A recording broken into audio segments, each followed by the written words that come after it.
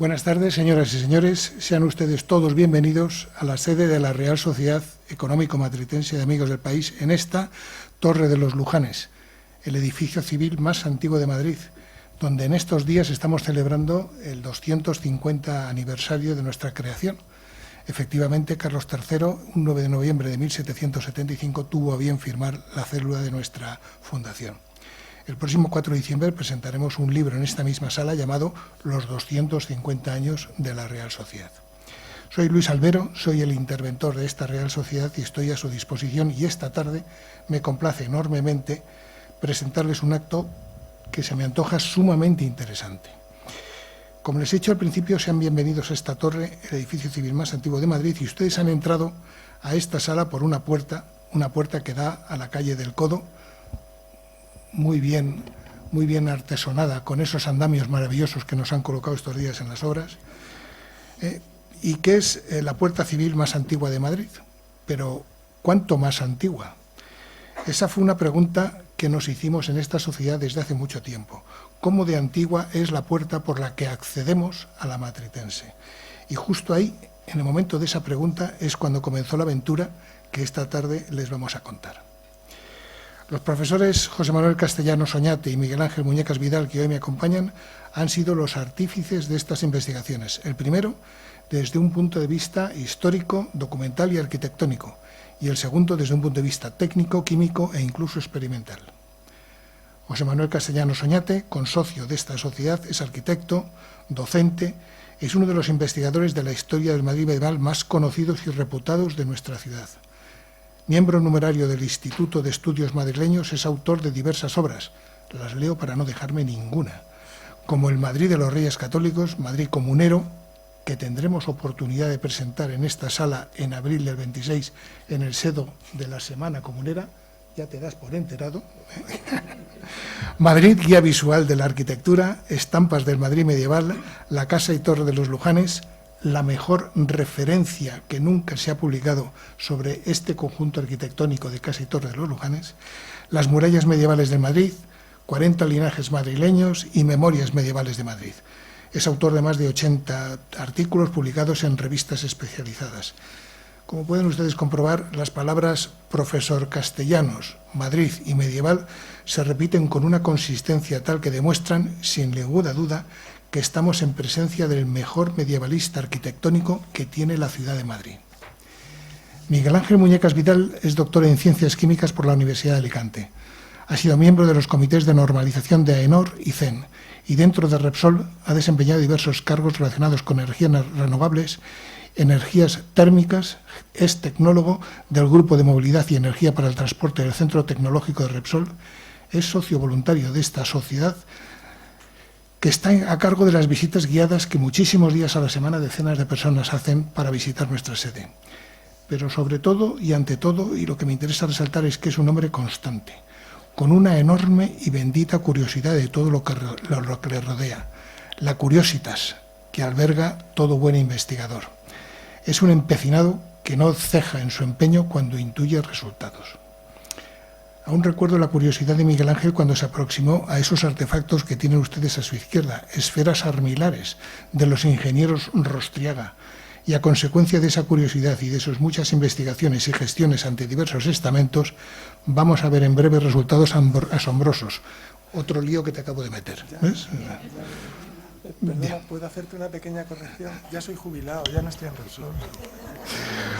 Fruto, bienaventurado. Fruto de las especialidades técnicas históricas de ambos investigadores relativas a la puerta, no podía salir sin un resultado sorprendente, y el que es el que ellos nos van a presentar hoy. Asimismo, además, y vía Zoom, nos acompañan los profesores Castellanos y Muñecas, nos acompaña doña Begoña Quintana Arnés, catedrática de Física Atómica Nuclear y Molecular de la Universidad de Salamanca, y don Jaime Martínez Jesús, responsable del Laboratorio de Datación por Radiocarbono de la Universidad de Salamanca. Perdón, de Barcelona. De Salamanca es Begoña y Jaime es de la Universidad de Barcelona. Bien, no quiero quitar ni un segundo más al escaso tiempo con el que ellos cuentan, y no me queda sino recordarles, como dice un muy querido amigo de esta sociedad, que por favor enciendan sus teléfonos móviles cuando acabe el acto. Muchas gracias.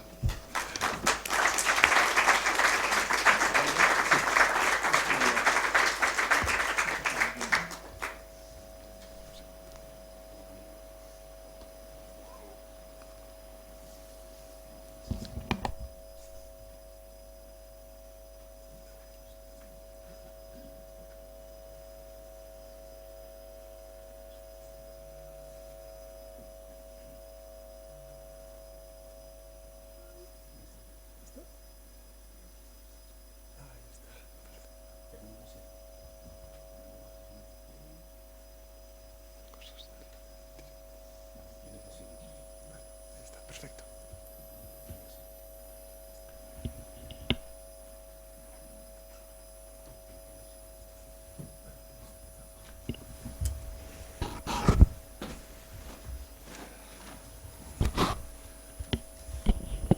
Bueno, buenas tardes a todos. Muchas gracias por estar aquí y, bueno, bueno, agradecer las palabras de Luis, que, bueno, en fin, inmerecidas, como poco. Empezamos. Mira, la charla se llama La puerta de los Lujanes, datación por carbono 14, y en ella intentamos averiguar, como dice aquí, arrojar nueva luz sobre este conjunto tan singular y tan característico de Madrid, que aparece en tantas fotografías, como es este arco medieval y esta puerta que nos han acompañado, bueno, pues durante bastantes siglos. Quería hablaros en primer lugar de qué es el carbono 14, porque imagino que para algunos de vosotros, no sé por cuántos, es la primera vez, o igual os suena este concepto. Mirad, es un carbono especial, radiactivo, que se produce, aquí tenéis una foto aquí bastante idílica hecha por inteligencia artificial, por cierto, y veis que hay una serie de rayos que intentan representar los rayos cósmicos. Radiación de muy alta energía que es capaz, sin entrar en grandes detalles químicos, de convertir el nitrógeno del aire, ese que respiramos, en especiales. El nitrógeno tiene 7 protones y 7 neutrones, y bueno, esa radiación la transforma por un determinado mecanismo en carbono que tiene 6 protones y 8 neutrones, un protón menos, pero la masa se mantiene. Este carbono que se produce en la alta atmósfera acaba convirtiéndose en moléculas de CO2, el dióxido de carbono que respiran los vegetales. Los vegetales lo incorporan en su ciclo vital y como hay un aporte constante de radiación, o más o menos, pues al final hay una cierta parte de ese carbono radiactivo en la materia. Aquí pintamos un poco más abajo un leñador, más o menos idílico, no muy medieval, pero bueno, parece un cuáquero, pero en fin, y está cortando unos troncos. En el momento que este leñador corta el tronco, deja de absorberse, el árbol muere, decae, y a partir de ese momento se detiene su ciclo vital y ya no hay más aportes de CO2. Como este carbono es radiactivo, con el transcurso del tiempo vuelve a revertirse a un carbono normal, el carbono de los 6 protones, 6 neutrones, carbono 12, a diferencia del 14, que es el radiactivo que hemos puesto aquí con esta indicación así roja. Sabemos que este periodo se llama periodo de semidesintegración, al cabo de 5.730 años, el carbono radiactivo queda a la mitad y así. Podemos, por tanto, en base a una serie de curvas de calibrado, saber qué antigüedad tiene un determinado resto orgánico, ya sea un árbol o ya sea un hueso. Podemos incluso datar huesos, por ejemplo, creo hasta de neandertales, por ejemplo. Es decir, podemos hacer datar todo este tipo de restos. Bien, tenemos la madera que ha cortado este leñador. Esa madera tiene que llegar a algún sitio, efectivamente. Esa madera le llega al carpintero. Aquí tenemos otro carpintero, tampoco sé si muy medieval, la inteligencia artificial tiene estas cosas, pero bueno, para que llegue al carpintero y pueda hacer una puerta, pues la madera tiene que secarse durante un tiempo. En la época preindustrial, bueno, entre el secado y el transporte, tiempo cero, pues hombre, la madera recién fresca muy apta para maderas tampoco, para hacer puertas tampoco es, ¿no? Y si está mucho tiempo, pongamos de acuerdo a la bibliografía, digamos 10 años, pues el carpintero está perdiendo dinero. Podemos asumir más o menos que entre que cortamos el árbol y que construimos la puerta, de acuerdo a la bibliografía, no es importante para la datación, pero unos 5 años aproximadamente. Es decir, lo tenemos más o menos controlado. Bien, ya tenemos a nuestro carpintero que construye una puerta. Vamos ahora a lo que nos interesa, a esa puerta de la Matritense que no conocíamos, podíamos asumir por tradición su edad, pero vamos a intentar saber su edad. Bien, aquí en esta diapositiva tenemos la puerta vista desde dentro. Queremos tomar una muestra. No hace falta que sea muy grande. Con 1 gramo, gramo y poco nos apañamos. Tampoco gran cosa. Pero claro, la primera pregunta es, la primera cuestión o segunda, la muestra tiene que ser representativa, lo más posible, porque, en fin, tiene que ser. Y desde luego no se debería ver que uno entre por la puerta y diga, ¿y esto? ¿Está normal? No hemos tocado nada, no hemos hecho ninguna intervención, no hemos hecho nada. Si os fijáis, hay muchísimas maderas en esta puerta. ¿De dónde la cogemos? ¿De aquí? ¿De aquí? ¿De aquí? ¿De por aquí en medio? ¿De abajo? Al final estábamos limitados porque no se viera y porque pudiéramos extraer una muestra. Y aquí tenemos, en esta parte representado, una fotografía de esta parte de la madera, que es la que está justo aquí arriba. No podemos tomarla de ningún sitio que se viera, no podemos tomarla por atrás, esto pesa 1 quintal, no es cuestión de sacarla del gozne, y aquí hemos hecho una pequeña representación con estas líneas blancas de cómo es la parte de arriba de la puerta. Tenemos un tronco que está engarzado a la madera que se ve desde fuera con unos herrajes, aquí se intuye lo que se ve desde fuera, tenemos otra conexión aquí, y aquí detrás tenemos una zona que nos viene muy bien, que es la que está justo aquí debajo, que no se ve, y vamos a por ella. La hemos tomado de 2 sitios. En principio pensábamos tomarla solo de uno, porque realmente vamos a afinar en un tiro, pero bueno, al final nos encontramos con diferentes problemas, que luego si acaso mencionamos alguno, y la acabamos tomando de 2 lugares. Esto es lo que se ve desde fuera, aquí esto que se ve es el arco, esto es desde dentro, esta parte es desde dentro, esta otra es desde fuera. Encontramos que aquí había unas astillas que se podían coger, y luego decidimos que no era suficiente muestra y teníamos algunos problemas que debíamos solucionar, luego veremos, y tomamos también otra pequeña muestrecita de aquí arriba. Lugares que, salvo que estés muy arriba o con una escalera, imposible ver. ¿Vale? Y aquí tenemos el proceso de toma de muestra. Aquí está un servidor subido a una escalera, ahí haciendo como que está haciendo algo, aquí mirando la puerta, esto no me cuadra, aquí, en fin, una serie de... Y aquí, pues, discutiendo, oye, esta muestra, no sé yo, este es el arquitecto, no me acuerdo cómo se llama, no sé, anda por ahí, y como diciendo, esto que has sacado, no sé yo, chaval, ya veremos si esto sirve. Bueno, ahí tenemos el proceso de toma de muestras. Esto ocurrió, como estáis viendo, marzo-abril de este año. Primero tomamos una primera muestra en marzo, fue insuficiente, tomamos una segunda en abril, y bueno, pues aquí tenemos las muestras.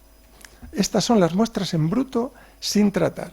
Sí que debo decir que esto es la muestra tal como se recogió aquí, la primera, la de las astillas. Como veis, bueno, las astillas que sobresalían. Veréis que hay trozos que están un poco más oscuros y otros menos. Eso puede ser indicativo de algún tipo de envejecimiento, barniz. En su momento intentamos rasparlo todo lo posible para que fuera lo más homogénea, que no tuviera restos de barniz. Mandamos esta muestra en primer lugar a Salamanca. En Salamanca, la universidad nos dijeron, Esto, no sé. Esto habría que tratarlo de alguna manera, porque el resultado os puede salir un poco impreciso. Vale, entonces, entre que la cantidad de muestra era pequeña, estamos hablando de 0,7 gramos, para otro tratamiento, a ver si esto nos da, ahí andábamos en esas. Tomamos otra muestra, que llamamos serrín, lo hicimos con un taladro, con un dispositivo de recogida y tal, y aquí también veis que hay cierto ennegrecimiento. Esto nos da a pensar que hay que tratarlo. Esto hay que afinar más la edad, tenemos un solo tiro, no podemos jugarnos que si lo hacemos mal nos salga una datación que nos diga, vale, esto es de 1700 más o menos 300 años. No, había que ser finos trabajando, y aquí es donde mandamos estas 2 muestras a la Universidad de Barcelona para ese proceso de quitar barnices y asegurar que el carbono que nos queda es útil para la datación. Y aquí en este momento quiero dar paso a Jaime, que espero que me esté escuchando. ¿Jaime? Sí, hola. Hola, pues que cuentes un poquito cómo te llegaron las muestras, qué hiciste, ¿cómo viste esto? Bueno, antes de nada agradecerte que me dejaras participar en todo esto y decirte que el mérito es tuyo, porque lo importante es la toma de muestra y la hiciste bien. Vale, gracias. Nosotros lo único que hicimos fue el tratamiento de la muestra, que tiene la finalidad de eliminar la contaminación causada por distintos compuestos de diferentes de la madera y de edad diferente también.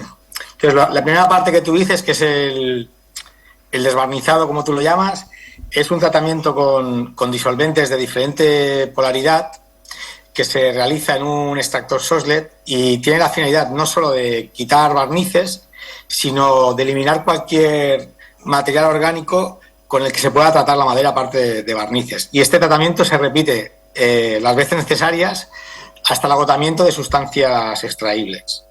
Además del desbarnizado, hay 2 tratamientos más, que es un tratamiento ácido, que la finalidad es eliminar resinas, azúcares y carbonatos solubles, para posteriormente realizar un tratamiento alcalino que tiene la finalidad de eliminar los ácidos tánicos, que son compuestos de glucosa que se acumulan en la corteza de la madera.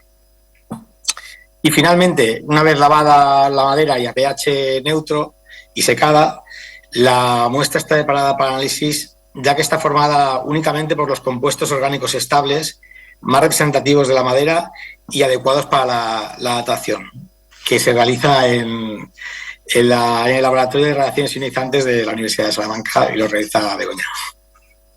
Pues nada, que muchas gracias, una buena tarea que te ha llevado su tiempo, porque era muy poca cantidad, aquello que si flotaba, no flotaba, las virutas. No, que todo es tuyo. Bueno, vale, pues seguimos. A ver, después de este tratamiento no solo desbarnizado, descarbonatado y todo, nos llegan un par de muestras que aquí llamamos astillas. Pone tratada Universidad de Barcelona, 2 serrín, tratada Universidad de Barcelona. Bueno, pues ya es hacerlas llegar a la Universidad de Salamanca, que es donde tienen los medios para convertir ese producto tratado en material adecuado para la determinación de su edad. Entonces ahora voy a dar paso a la Universidad de Salamanca, a la catedrática Begoña. Le voy a poner aquí la diapositiva y Begoña, esta diapositiva es tuya. Todo para ti. Muchas gracias, Miguel Ángel, muchas gracias. Y enhorabuena por tu trabajo y por el trabajo también de Jaime. Como veréis por los resultados, el proceso de descontaminación que se realizó en la Universidad de Barcelona fue impecable, porque nosotros no nos hemos limitado a analizar una sola muestra, sino que hemos analizado todas las posibles. Según la masa que nos dieron, tuvimos la posibilidad de hacer varias réplicas. Bueno, en la Universidad de Salamanca pues tenemos efectivamente una instalación que a mí me gusta llamarla singular, porque como esta hay otra solamente en España, que se encuentra en el Centro Nacional de Aceleradores en Sevilla, y que tiene la capacidad para poder, teniendo en cuenta estas masas tan pequeñas, estamos hablando de muestras con menos de 1 gramo y réplicas del orden de los miligramos, poder hacer una determinación lo suficientemente precisa, como veréis en este caso además ha sido muy precisa, que es lo que se necesita para poder datar a partir de carbono 14 con un intervalo de edades que sean, pues, o sea, que nos den realmente información sobre esa muestra, ¿no? Bueno, es una infraestructura que es relativamente novel, llevamos tiempo trabajando, pero no es sencillo mantener poner a punto tanto la parte química, digamos, como la parte física, que es la de la medida. En la imagen se pueden ver los dos, digamos, las dos salas de las que consta esta instalación que denominamos Carbonus, dentro de nuestro laboratorio de radiaciones ionizantes y datación. En la foto de arriba vemos la parte del laboratorio químico. Ahí es donde estas muestras que hemos recibido, en este caso ya descontaminadas, pues sufren un primer proceso de pretratamiento, que es una limpieza suave para eliminar otras posibles descontaminaciones que durante el proceso o el viaje o la apertura de los viales se haya podido introducir contaminación. Y luego, una vez esa parte del pretratamiento está hecho, aquí lo que se hace es una extracción del CO2 que contiene esa madera, o sea, se transforma el carbono de la madera en CO2 en un analizador, que es la caja que veis arriba de color crema, exactamente, a la izquierda de la pantalla, y a la derecha de la pantalla se ven los reactores, que es donde ese CO2 es inyectado y se grafitiza. Esa grafitización produce obviamente grafito, que es exclusivamente generado por el carbono que contiene cada una de las alícuotas de la muestra que se han utilizado o que se están tratando, y ese grafito es el que se introduce en unos blancos de aluminio que aquí no se muestran y que luego son medidos en el aparato que vemos abajo. El aparato que vemos abajo es un espectrómetro de masas con acelerador, es decir, es como un pequeño acelerador de iones, donde lo que circula es el haz de iones de carbono generado, o sea, que contiene ese grafito, ¿no? que se encuentra en los blancos de grafito que se han preparado a partir de la muestra. Tiene una primera parte, que es la que se ve a la izquierda, que es la de la fuente, y a la derecha, que es donde se genera el haz. Luego ese haz viaja por toda la línea de alto vacío, que vemos en el centro, esa parte metálica donde apunta el puntero, es el acelerador de 200 kilovoltios. Se le aplica una energía extra a ese haz, que luego, gracias a esa energía extra, al pasar por el imán, que es justo el punto donde se encuentra ahora el cursor, pues se separa según la masa, es decir, separa carbono 12 de carbono 13 y de carbono 14. Y el carbono 14 es medido al final de la línea en un pequeño detector, Bueno, esto, como digo, es una instalación singular. En este sentido, tiene además concretamente este diseño está específicamente hecho para la medida de carbono 14 con la mayor precisión. Algún hito reciente, ya digo, somos relativamente jóvenes en este negocio, es, pues, por ejemplo, la determinación de la edad de una falange de mula encontrada en un yacimiento en Cádiz, bueno, pues ha dado lugar a un descubrimiento que hasta el momento, bueno, pues no teníamos, ¿no? Conocimiento concretamente de que las mulas fueron traídas a España no por los romanos, como se suponía, sino que en realidad la técnica para cruzar, ¿no?, el caballo y el burro, las dos especies, fue traído por los fenicios. Así que eso estamos hablando, para que nos demos cuenta un poco de la resolución de este tipo de equipos, de los siglos VI, V antes de Cristo. Y bueno, ya esto es lo que yo puedo comentar acerca de nuestra instalación. Acerca de los resultados de la medida, pues no sé si quieres tú seguir, Miguel Ángel, o quieres que yo explique un poco la calidad que conseguimos a partir de estas medidas. Pero como mira, tú, tranquila. En esta transparencia he puesto que se han hecho aquí las 7 réplicas y una curva de calibración, pero esa yo creo que es mejor que la expliques tú, la curva de calibración. De acuerdo. Bueno, en esta imagen que tenemos aquí, lo primero que se ve efectivamente son, a la izquierda es una tabla en donde aparecen numeradas las réplicas. Las 4 primeras correspondían a réplicas de las astillas y las otras 3, las 3 últimas, son las 3 réplicas del serrín.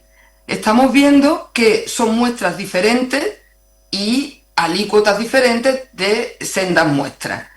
En todos los casos observamos a la derecha, en la columna del medio, donde pone edad carbono 14, resultados que corresponden o sea, que son todos compatibles entre sí, es decir, corresponden a la misma distribución de datos.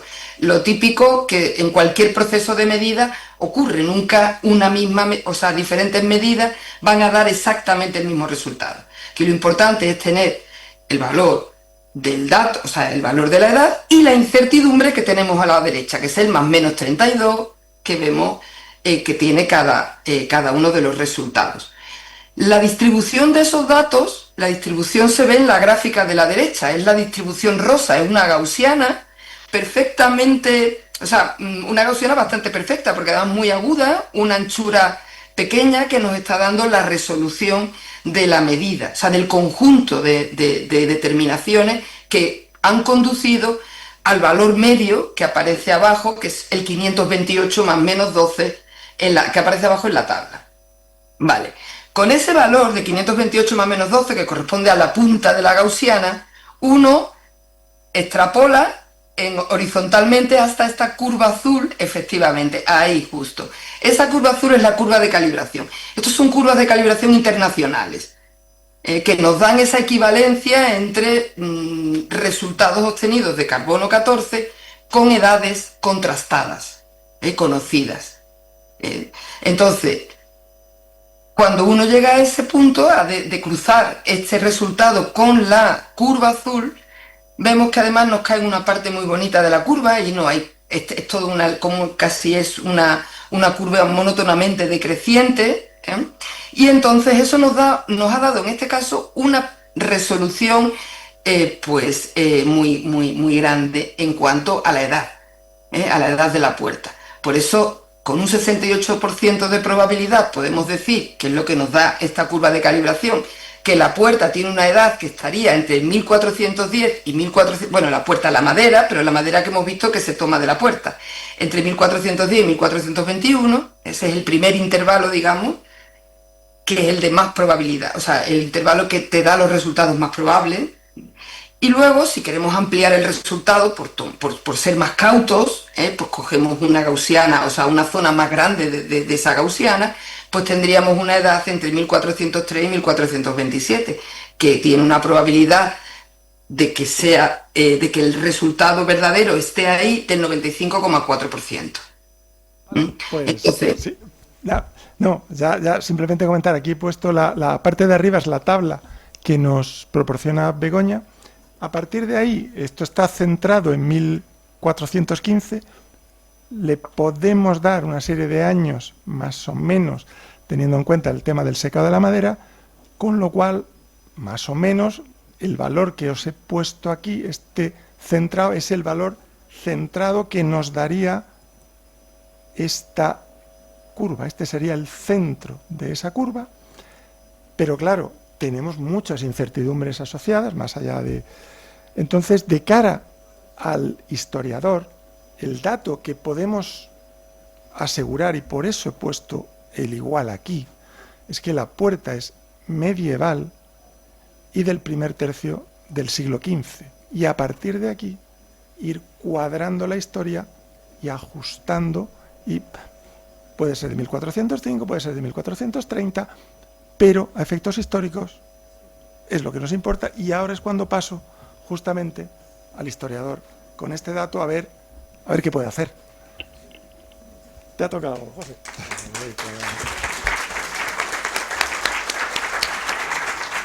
Me voy con el agua.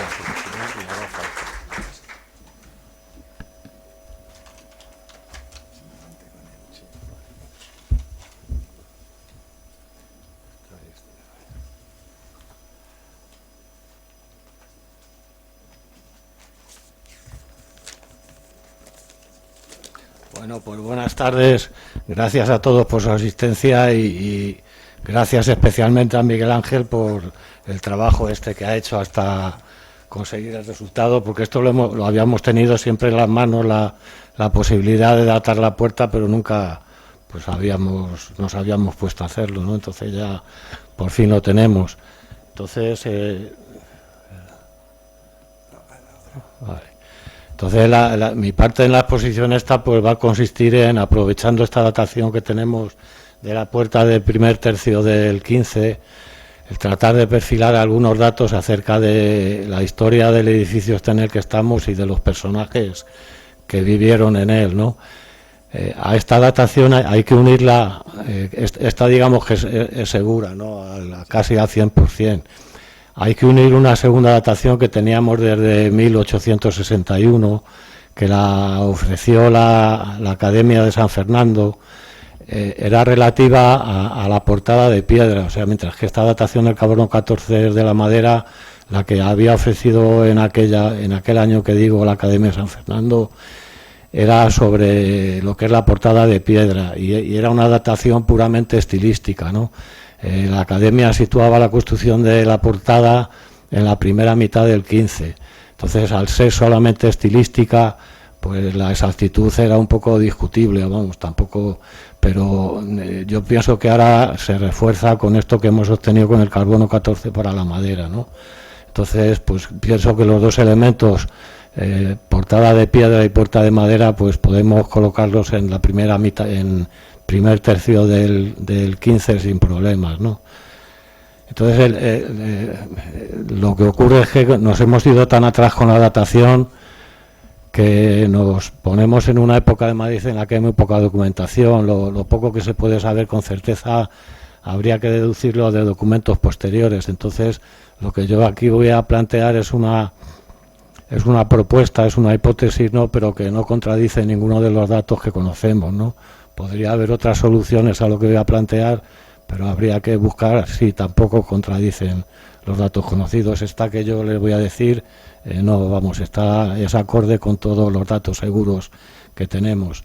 Entonces, en la pantalla lo que se ve en color gris son las manzanas actuales de la Plaza de la Villa. Nosotros estamos aquí en esta esquina de esta manzana, ¿no? Lo reconocen. En el arranque de la calle El Codo, Plaza de la Villa, etcétera. Entonces, en la primera mitad, yo voy a hablar de primera mitad del 15 en lugar de primer tercio por una razón.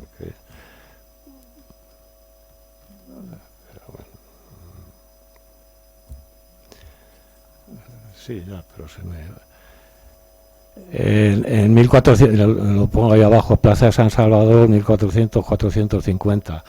Es que en 1450 se produce un cambio de propiedad en el edificio en el que estamos, que hace que sea un momento importante, ¿no? Entonces, en aquella primera mitad del siglo, si pensamos en el primer tercio todavía más, pues lo que hoy es Plaza de la Villa se llamaba Plaza de la Iglesia de San Salvador, y su forma era muy distinta a la actual, ¿no? Como ven ahí, la línea discontinua es la que marca el contorno aproximado que tenían los edificios que conformaban esta plaza. Saliendo por la puerta actualmente nos damos de frente con un edificio, ¿no?, a una distancia muy corta por lo estrecho que es el Callejón del Codo. Entonces, en esta primera mitad del 15, ese edificio estaba bastante retranqueado hacia el este, ¿no? De forma que al salir por la puerta uno se encontraría pues con el espacio abierto de la plaza, ¿no?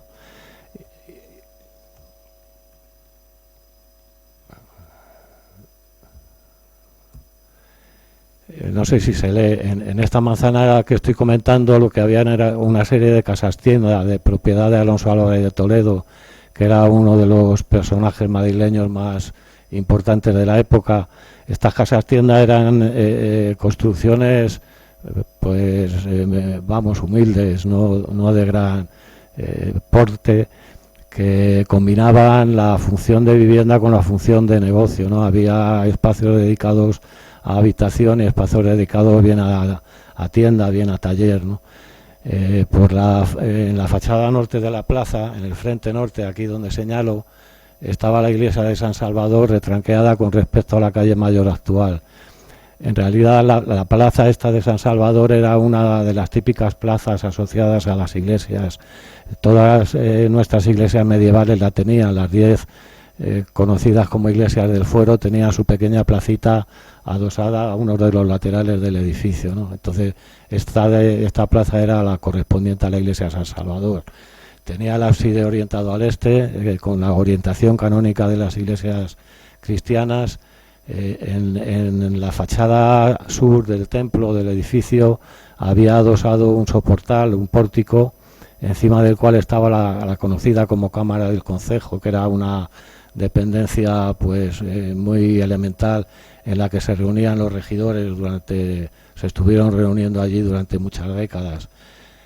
La esquina sudoccidental de la plaza, esta que señalo, la formaba una manzana también de casas tienda, que eran propiedad de Catalina Núñez, era la segunda esposa de Alonso Álvarez de Toledo, ya mencionado, y esta Catalina era quien en 1464 creo que fundó el convento de Santa Clara o de la Visitación, un poco al norte de la zona esta.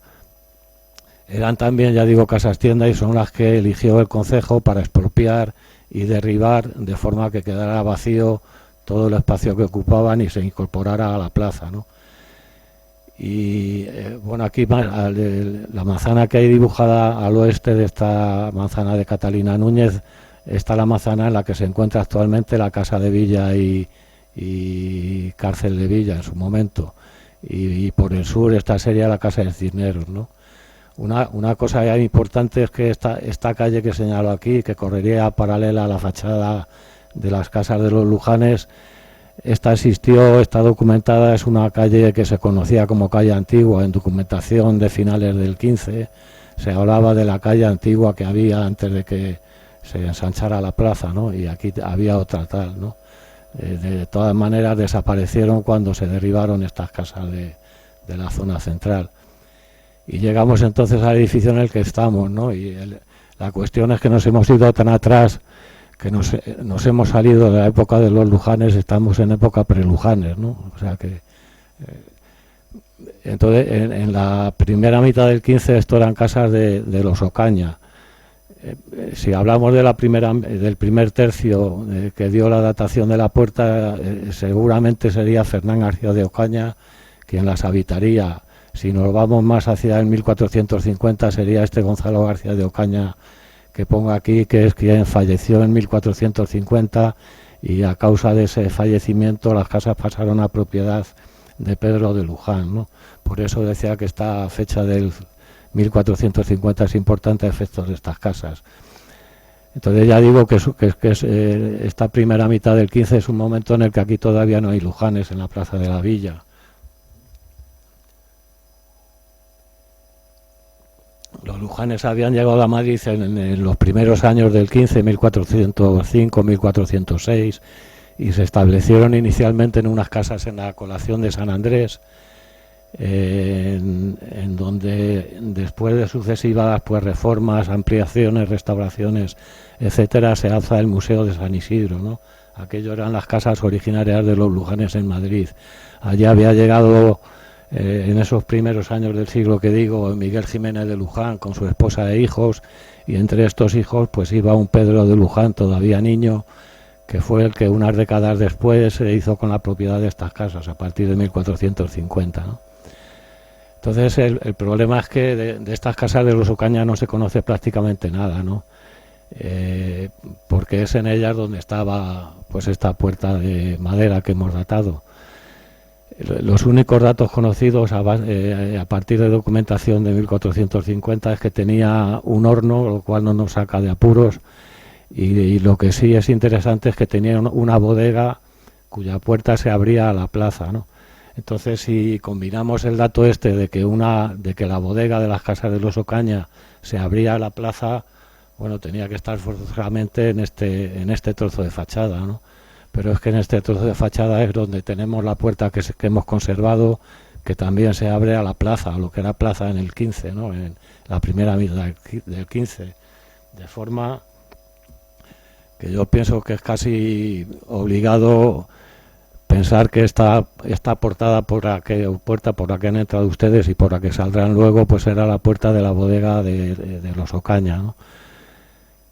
Y bueno, además habría que comentar, esta puerta originariamente, en lugar de tener un tramo de escalones ascendente hasta llegar al piso este donde estamos, lo tenía descendente, de forma que daba acceso directamente al sótano de la torre en este caso.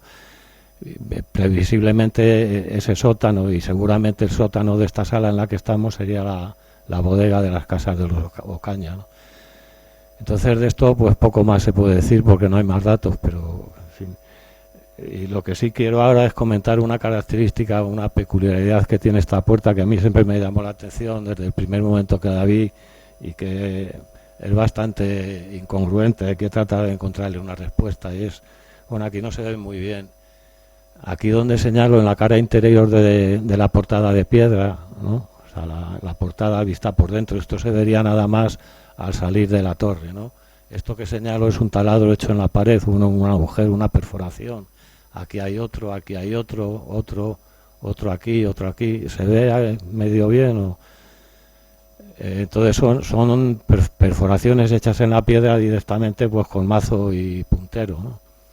Y si continuamos mirando las jambas de arriba abajo, pues lo mismo, aquí hay perforación, otra, vienen a coincidir todas ellas con estos clavos salientes que tiene el bastidor metálico de la puerta. Bueno, más que clavos, esto es la propia cabeza del clavo, son clavos muy largos que atraviesan todo el grosor de la puerta. Esta sería la cabeza muy puntiaguda, y el sobrante por el interior de la puerta, pues con un golpe de mazo se dobla, y es lo que agarra fuertemente el clavo y los elementos que coge en su recorrido, ¿no? Entonces a esto es a lo que yo no le veía sentido, ¿no? Que un cantero con todo su esmero y todo su buen oficio pues hiciera labrar a las piedras de esta portada de caliza, y luego llegara el carpintero con las hojas de puerta que ha hecho en el taller, y al ir a colocarlas pues obligara al cantero a hacer esas perforaciones, ¿no? Porque los clavos golpeaban sobre la piedra y no permitían que el tablero se acercara lo suficiente a la cara interior de la portada, ¿no? Porque es que además no son 2 perforaciones, ni 4, ni 6, es que son 34, ¿no? 17 a cada lado. Entonces confíen en mi palabra y no las cuenten luego a salir, porque se formaría un atasco importante, ¿no? Entonces viendo la puerta en su conjunto es algo así. Esta es una de las dos, la otra sería simétrica, tiene un bastidor metálico pues todo el rodeado, adornado con estos clavos, y tiene también interesante 2 adornos, uno arriba que otro abajo en las esquinas, con forma de tridente, de forma que he visto bueno, esto es en dibujo, pero en fin, las dos juntas estarían así. Es un conjunto de 2 hojas de puerta perfectamente rectangular, con sus adornos aquí en las 4 esquinas, de manera que si uno piensa en qué portada podría estar colocada esta puerta, bueno, aparte de que en sí misma, por todo el adorno de cerrajería que tiene, pues no es propia en absoluto de una bodega, ¿no? Una bodega tendría una puerta muy sencilla de piedra con un adorno de cerrajería o de herraje mínimo, ¿no? Esto parece una puerta de otro tipo, más bien parece una puerta principal de algún edificio. Entonces, lo lógico es que esto estuviera pues en una portada perfectamente rectangular, con sus jambas a los lados, su dintel recto en la parte superior, y que únicamente se solapara de las hojas de madera con la portada de piedra esta parte superior, que sería la que tocaría a la piedra por la parte interior, pues para evitar que se abrieran las hojas hacia afuera, ¿no? Pero en todo lo demás, pues todo el bastidor metálico tendría que quedar al aire, quiero decir, con los clavos sin tocar ninguna parte de piedra. O sea, tendría que tener la anchura suficiente para que esta pletina vertical y la otra quedaran vistas, ¿no? Sin tocar piedra por dentro. Entonces, la propuesta que hago es que estas hojas de madera en algún momento se reutilizaron para la portada o la puerta esta de la bodega, ¿no? Entonces, habría que tratar de encontrar algún momento histórico en donde esto pudiera haber ocurrido de forma razonable, ¿no? Entonces, el que se me ocurre más razonable y más próximo cronológicamente es el siguiente. En 1470 esta manzana de casas tienda de Catalina Núñez se había derribado ya, habían sido expropiadas por el concejo, se habían derribado y esto era ya espacio libre, ¿no? Entonces lo que era calle antigua aquí, esto ya no era calle, ya era espacio perteneciente a la propia plaza. De forma que esta fachada de las casas que ahora ya sí que eran de los Lujanes, porque hablo de 1470, que antes eran fachada de un callejón posiblemente estrecho, ahora eran ya fachada de una abierta a la plaza, y que era la plaza principal en aquel momento de la zona de la villa dentro de la muralla, ¿no? Entonces, en ese año de 1470 y los inmediatamente sucesivos, podríamos decir entre 1470 y 1475, es cuando con bastante probabilidad se construyó la portada principal de estas casas de los Lujanes, la que se abre actualmente a la plaza de la villa, la que tiene los 3 escudos y el dintel lobulado, ¿no? Entonces, al abrirse esa portada principal, que es bastante más ancha que la portada esta que tenemos nosotros en la torre, y que la pues presumible portada principal de las casas de los Ocaña, en aquel momento esta portada principal antigua se habría tapiado o se habría clausurado de alguna forma, ¿no? Las hojas de madera habrían dejado de tener utilidad, pero tenían una calidad suficiente pues como para poderse reutilizar en algún otro sitio, ¿no? Porque piensen que en este 1470 estas puertas de estas hojas de madera tenían 60 años de antigüedad o 50, ¿no? O sea que estarían en un estado pues muy bueno, ¿no? Si con 600 años que tienen ahora están como están, con 60 estarían prácticamente nuevas, ¿no? Entonces seguramente pareció un desperdicio tirarlas y se decidió ponerlas en lo que era la portada de la bodega, tirando las originales de la bodega. Lo que pasa es que, claro, al llevarlas allí, pues se encontraron con que esa portada es más estrecha de lo que era originalmente la portada principal de los Ocaña, que además, en lugar de estar coronada por un dintel recto, tenía este arco ojival, de manera que había ya una buena parte de la puerta, que es toda esta oscura, que venía a coincidir con la zona interior de la piedra de la portada, ¿no? Con lo cual hubo que hacer las 34 perforaciones, etcétera. Quedaron prácticamente ocultos los 2 adornos superiores de tridente, y bueno, pues entonces yo pienso que este es el proceso que se siguió para tener aquí las puertas, las hojas de madera que tenemos ahora, ¿no? Es una propuesta nada más, pero bueno, no contradice nada de lo que conocemos hasta el momento, ¿no? Y lo que sí quería hacer ya para terminar mi parte, porque no estaría bien que no dijéramos nada de ello, que el estado actual de tanto de la portada de piedra como de las hojas de madera es bastante lamentable, ¿no? Están en una especie de estado de abandono y están pues tremendamente deterioradas, ¿no? He tratado aquí de poner unas fotos que lo mostraran un poco, pero bueno, en este caso la foto no refleja para nada la realidad. Yo creo que viéndolo directamente con la luz del día, el estado se ve todavía peor, ¿no? Entonces el problema es que este edificio no es propiedad de la Matritense, entonces no pienso que le corresponda a ella acometer su restauración, ¿no? El edificio este, pues en 1800, voy a mirarlo por no equivocarme en fechas, En 1865 lo compró el Ministerio de Fomento y desde entonces ha pertenecido al Estado, ¿no? Ha venido estando adscrito a los distintos ministerios que tomaban la competencia de educación y de cultura, ¿no? Y todas las obras, restauraciones, etcétera, que se han hecho, pues han sido promovidas por cada uno de estos ministerios y financiadas por ellos. Por ejemplo, pues en 1979 se restauró la hoja de madera y la portada de piedra, lo hizo el Ministerio de Cultura. En el 91 fue el de Educación y Ciencia el que rehabilitó la casa, en una operación general de rehabilitación.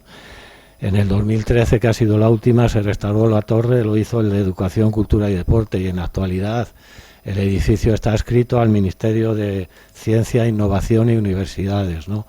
Entonces, son ellos, o en última instancia por la Dirección General del Patrimonio del Estado, que pertenece al Ministerio de Hacienda, pues quien debería acometer la restauración de este elemento, que es que hay, si lo ven un día que pasen por aquí por la mañana, es que se cae a trozos en determinadas zonas, ¿no? Aquí hay esta piedra, se está desmoronando, en el suelo hay arenilla continuamente, aquí el herraje está mucho peor de lo que se ve, está separado un par de dedos de la madera, esto está comido por la humedad, etcétera. Aquí hay, debajo del revestimiento hay hongos, ¿no? Algún día alguien comentó esto, ¿no? Entonces es lamentable. Entonces, pues bueno, mi deseo sería que el acto este de aquí tuviera la repercusión suficiente, pues como para que la administración se diera por conocedora de esto y que pues cumpliera la obligación que tiene de conservar, cuidar y proteger el patrimonio que le está encomendado, que al fin y al cabo es nuestro patrimonio, ¿no? Y en este caso en concreto, pues esta puerta y esta portada. Y por mi parte nada más y muchas gracias.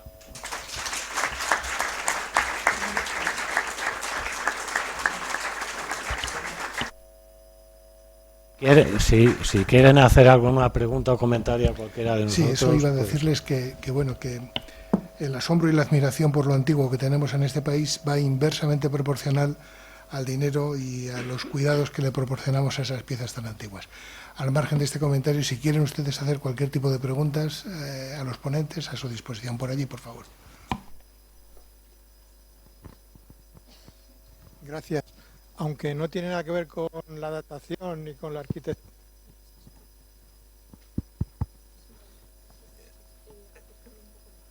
Que mi pregunta no tiene que ver con la datación, pero sí por saber algo más de las puertas. ¿Se sabe de qué material, qué decir, es roble, encina, castaño, alcornoque? ¿Eso se ha podido averiguar o no? Sí, bueno, no sé. Es nogal, que sepamos nosotros, sí. Gracias. No, sí, no sabemos nada más de eso.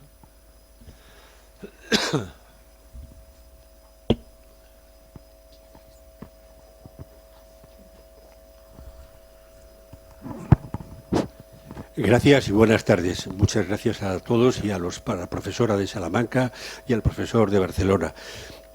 Mi intervención es simplemente una cosa curiosa. Cuando en las facultades se empieza a estudiar lo que es la materia de ecuaciones diferenciales, el primer ejemplo que siempre se pone y el que está en todos los libros es el que precisamente se supone regula la descomposición radiactiva y demás.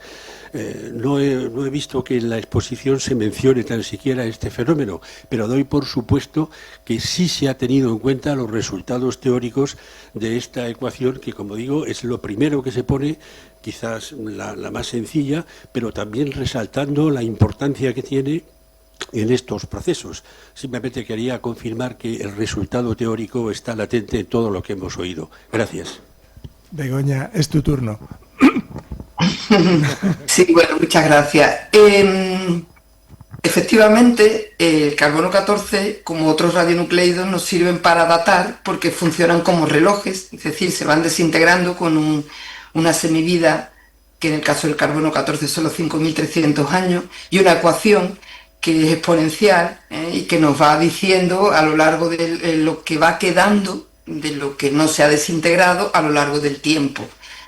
En el caso del carbono 14, esta curva no puede aplicarse directamente, no puede aplicarse directamente porque la cantidad de carbono 14 disponible en la atmósfera no ha sido la misma. En el T igual a 0, o sea, cuando se está produciendo ese intercambio que también nos ha descrito Miguel Ángel, ese sería el momento en el que el CO2, o sea, el carbono 14, las moléculas de CO2 que parten, o sea, que se han formado a partir del carbono 14, se incorpora al ser vivo.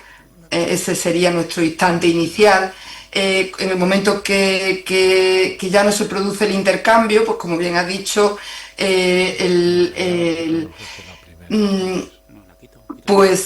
empieza empieza a disminuir. La cuestión es que para tú saber ese delta de T, o sea, la diferencia entre el T igual a 0 y el instante actual, no te vale la ecuación tan sencilla porque no sabes cuál es el carbono 14 que había en el inicio, en el T igual a 0. Si supiéramos cuál era, si lo supiéramos se podría aplicar directamente la ecuación, pero no lo sabemos. No se sabe, en la técnica de carbono 14 no se conoce ese valor. Entonces lo que se hace a nivel internacional, ya he dicho antes, la curva de calibración es la curva de calibración válida a nivel internacional. Existe un grupo de trabajo en el que se incluyen pues, las instituciones más prestigiosas a nivel mundial y que llevan toda la vida, investigando y trabajando en este campo. Lo que se hace es utilizar muestras de las cuales se conoce la edad. Por ejemplo, los famosos anillos de los árboles. Cuando uno sabe, por ejemplo, que un árbol cada año, que cada año de la vida de un árbol se forma un anillo y tienes un árbol que tiene pues n anillos, tú le puedes asignar una edad al anillo. Al asignarle la edad al anillo, utilizando esa expresión, esa ecuación de la ley de desintegración radiactiva, esa exponencial, pues podemos llegar al T igual a 0. O sea, hacemos la inversa, sabemos el tiempo sabemos el carbono 14 que queda en ese anillo a día de hoy, y con esa ecuación podemos saber cuál era el carbono 14 que existía en el inicio. Así es como se fabrican las curvas de calibración. Una vez tenemos la curva de calibración, pues lo que nosotros tenemos que hacer, o sea, la utilizamos ya de la manera que uno esperaría, ¿no? Es decir,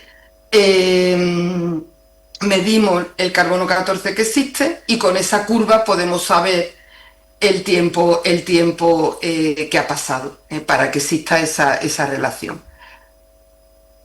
No es un proceso directo, es a lo que voy, es indirecto. Obviamente está todo ahí, el motivo por el cual se utiliza el carbono 14 y se puede utilizar es porque se desintegra y entonces funciona como un reloj, pero no aplicamos directamente, no podemos aplicar porque no saldrían resultados correctos la expresión diferencial. La expresión diferencial es el origen de la ley de desintegración radiactiva, pero no podemos aplicar directamente esa ley de desintegración radiactiva. Una curiosidad. A partir de las explosiones nucleares de los años 40, el carbono 14 de la atmósfera está como desquiciado. Entonces no sé si habrá siquiera ya curva de calibración, porque como está todo... Efectivamente, las curvas de calibración son válidas para periodos anteriores. Es decir, no podemos datar con esas curvas de calibración lo que ha pasado en los últimos 100 años, desde que empezaron a producirse, desde que se incrementó de manera tan importante el carbono 14 en la atmósfera debido a esas pruebas nucleares. Pero, son también colaboraciones internacionales las que están intentando determinar esa parte de la curva, digamos. ¿Alguna pregunta más? Por ahí.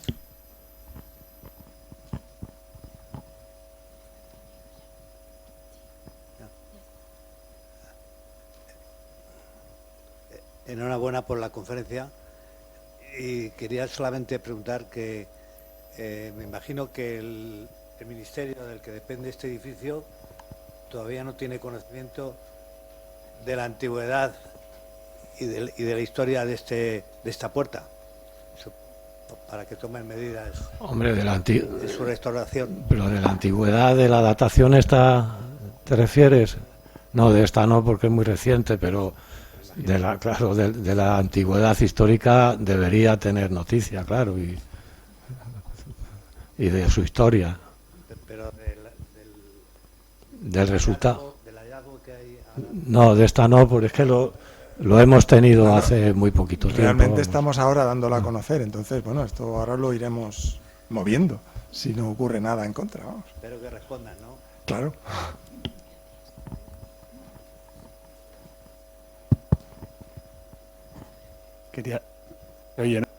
Quería hacer una pregunta sobre la puerta principal de la que se ha hipotetizado que vienen las hojas.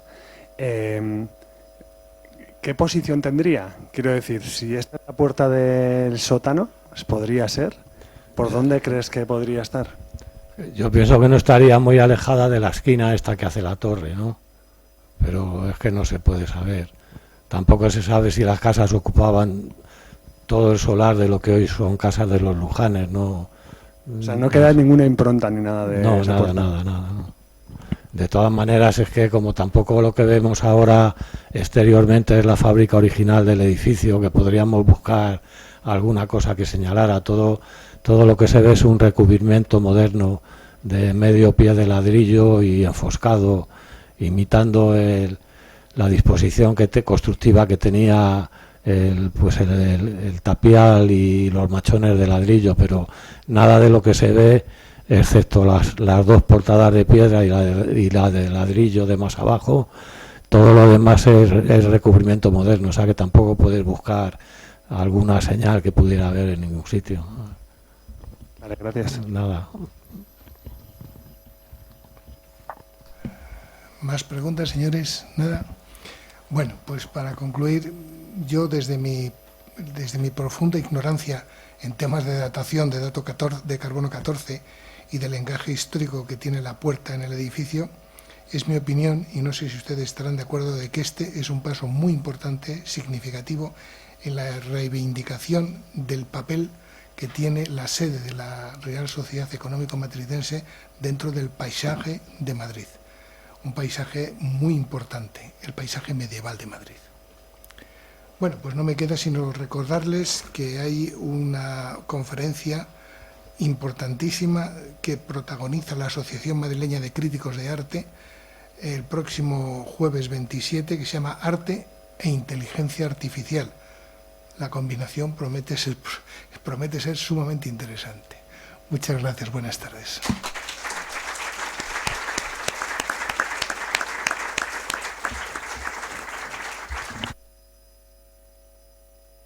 No.